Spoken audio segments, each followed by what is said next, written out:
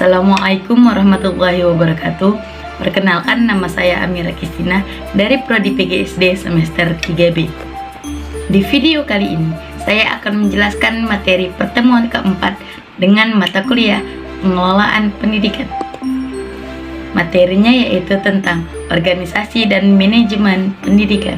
Saya akan menjelaskan pengertian tentang organisasi dan manajemen pendidikan. Organisasi dan manajemen pendidikan memiliki arti manajemen sendiri, berarti pemrograman, cara ataupun perencanaan terhadap sesuatu. Sedangkan organisasi merupakan suatu perkumpulan dengan tujuan tertentu, sehingga jika digabungkan, maka manajemen organisasi adalah suatu perencanaan pada suatu perkumpulan untuk mencapai tujuannya. Selanjutnya saya akan menjelaskan tentang pengertian organisasi. Secara bahasa, organisasi berasal dari istilah Latin organum yang dapat berarti alat, bagian, anggota badan. Organisasi pada dasarnya digunakan sebagai tempat atau wadah di mana orang-orang berkumpul, bekerja sama secara rasional dan sistematis, terencana, terorganisasi, terpimpin, dan terkendali dalam memanfaatkan sumber daya alam, yaitu uang, material, mesin, metode, dan lingkungan. Selanjutnya ada sarana dan prasarana, data, dan lain sebagainya yang digunakan secara efisien dan efektif untuk mencapai tujuan organisasi. Selanjutnya saya akan menjelaskan definisi organisasi menurut para ahli. Menurut para ahli, terdapat beberapa pengertian organisasi sebagai berikut. Yang pertama, Stoner. Stoner mengatakan bahwa organisasi adalah suatu pola hubungan-hubungan yang melalui mana orang-orang di bawah pengarahan atasan mengejar tujuan bersama. Yang kedua adalah James the Money.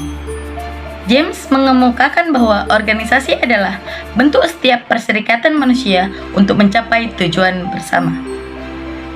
Yang ketiga adalah Stephen P. Robbins. Stephen mengatakan bahwa organisasi adalah kesatuan sosial yang dikoordinasikan secara sadar dengan sebuah batasan yang relatif dapat diidentifikasi, yang bekerja atas dasar yang relatif terus-menerus untuk mencapai tujuan bersama. Yang kedua, saya akan menjelaskan tentang konsep dasar organisasi. Konsep dasar organisasi adalah suatu organisasi mempunyai unsur-unsur yang mendukung organisasi tersebut.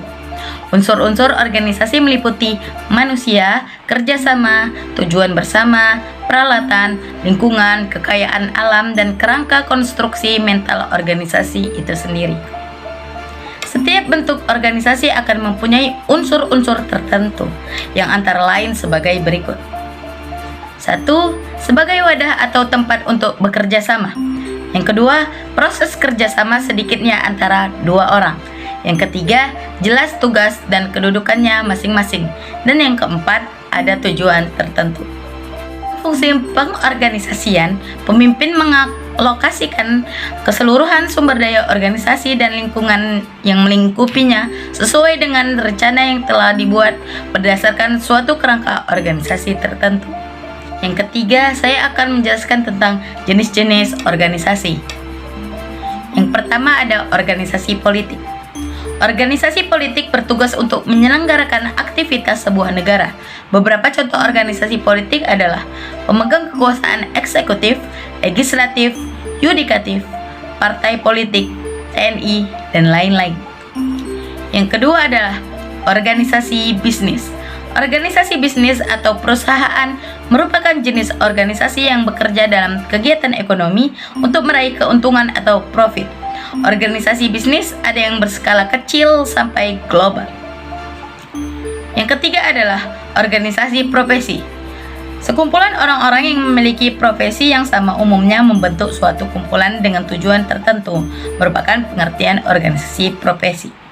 Dalam pelaksanaan kegiatan organisasi atau profesi, semua anggota harus bekerja berdasarkan kode etik. Contoh organisasi profesi adalah IDI atau Ikatan Dokter Indonesia. Yang kedua, PARFI atau Perhimpunan Artis Film Indonesia, dan lain sebagainya.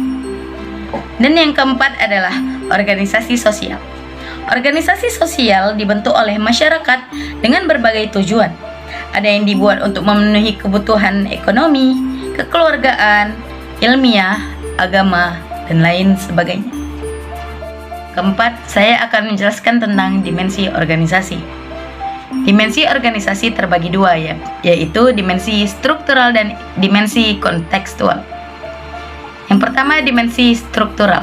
Dimensi struktural adalah karakter organisasi yang bersumber pada sisi internal organisasi seperti tingkat formalitas organisasi, standarisasi pekerjaan, kompleksitas organisasi, hierarki organisasi, dan lain sebagainya. Elemen-elemen ini merupakan determinan karakteristik organisasi dan menjadi dasar untuk menilai sosok organisasi dan membandingkan satu organisasi dengan organisasi lainnya. Yang kedua adalah dimensi kontekstual. Dimensi kontekstual merupakan karakteristik organisasi secara menyeluruh yang ditentukan oleh ukuran atau besar kecilnya organisasi, teknologi yang digunakan, lingkungan organisasi, tujuan, dan budayanya. Dimensi ini merupakan faktor penentu bagi keberadaan sebuah organisasi secara menyeluruh dan berpengaruh terhadap dimensi struktural organisasi. Selanjutnya saya akan menjelaskan tentang dukungan organisasi dan manajemen pendidikan. Pentingnya dukungan organisasi dalam penyelenggaraan sebuah manajemen pendidikan merupakan hal yang mutlak diperlukan. Demikian halnya dalam pendidikan, manajemen merupakan hal yang penting. Lembaga atau perusahaan yang bergerak dalam bidang pengelolaan barang memerlukan manajemen yang baik. Lembaga pendidikan adalah lembaga yang mengelola manusia dan bertujuan menciptakan manusia-manusia berkualitas. Tentunya hal ini lebih memerlukan pemikiran yang lebih ekstra dibandingkan lembaga-lembaga pengelola pendidikan. Kesimpulan dari organisasi dan manajemen pendidikan. Manajemen pendidikan sendiri adalah sebuah seni mengatur dalam sebuah organisasi atau lembaga yang ruang lingkupnya adalah pendidikan. Dengan kata lain, manajemen pendidikan merupakan usaha manusia melalui kerjasama untuk mengatur manusia yang lain dalam mencapai tujuan pendidikan.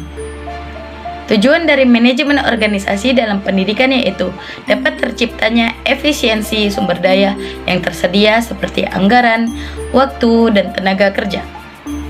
Kemudian juga efektif dalam peralihan tujuan, fokus pada tujuan pendidikan dan menjadi supporting system dalam pencapaian tujuan pendidikan. Sekian video saya kali ini, semoga bermanfaat untuk kita semua. Apabila saya ada salah kata, saya memohon maaf. Kepada Allah saya memohon ampun. Billahi taufiq wal hidayah. Wassalamualaikum warahmatullahi wabarakatuh.